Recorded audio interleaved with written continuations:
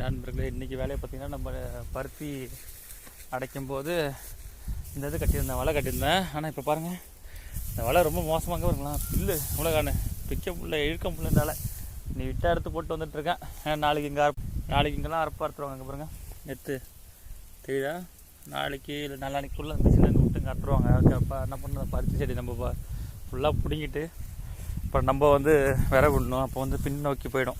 2 நாள் 3 நாள் பின்னாடி வந்துட்டுனா ரொம்ப கஷ்டமாயிடும் விவசாயம் பண்ணுறதுல. ஏன்னா எல்லோரும் விட போய் நம்மளும் விட்டுக்கணும்.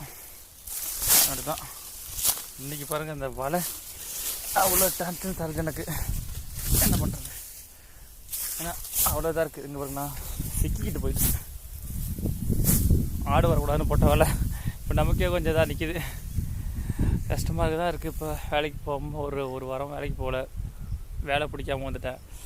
அதனால் இப்போ நம்ம விவசாயம் தான் திரும்பவும் பார்த்தாகணும்.